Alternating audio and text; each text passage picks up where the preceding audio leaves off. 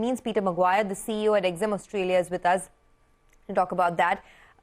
Peter, do you think this is just a bounce in crude, or do you think that it's topped out around that $132 a barrel level from where it's come off?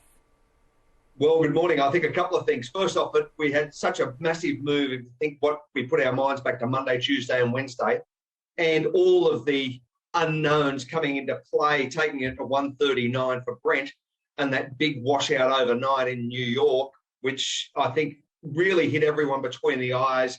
UAE ministers saying they're committed, as far as an OPEC plus pact, to look at working cohesively together in managing any of disruptions and any production issues globally as far from a consumption base. So I think the producers are all banding together. That's been noted, and naturally you saw that big correction to the downside.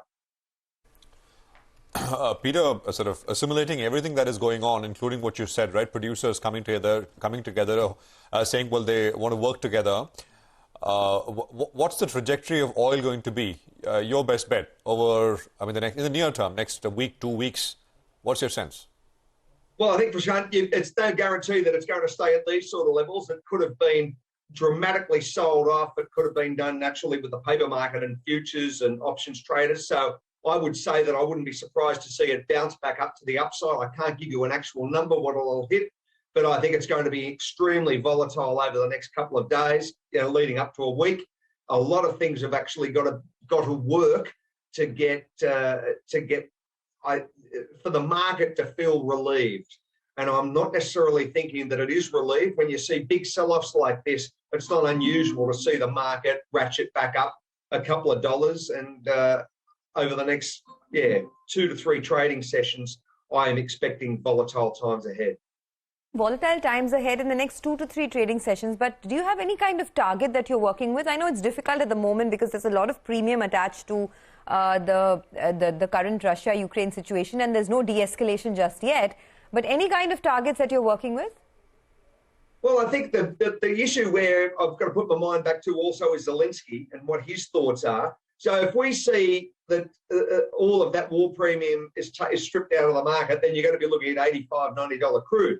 If this becomes a powder keg environment and things aren't mapped through and there is still that uncertainty, then crude could quite easily be a 125 to 130. So it's such huge, wide trading bands.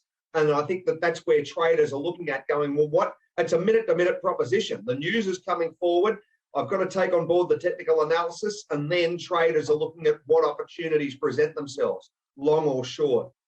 So it's a damn hard one to pick at the moment. Peter, okay, it's going to be very hard, of course. It's going to be volatile. I think that's that much one can safely say. Yeah.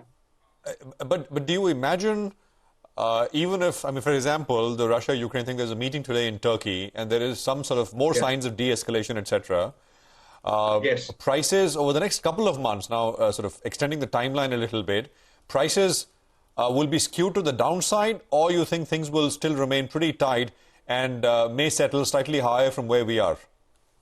I wouldn't be surprised if they settle a little bit higher from where we are, and the reason for it is that if you strip out that Russian production and there is an issue there, then you've got a lot of other nations that have got to pony up and match that, 5 or 6 million barrels a day of production. So if that can be managed, then I think prices will probably stay around this sort of level. This is the issue that I think everyone is looking, or the lens they're looking through. But I don't necessarily think it's going to be sorted out just by a meeting in Turkey. I think there's going to be further issues that are going to present themselves over the next week or so that, from a trading perspective, have got to be considered due to price volatility. All right, we leave it at that. Thanks a lot for giving us your quick take on crude.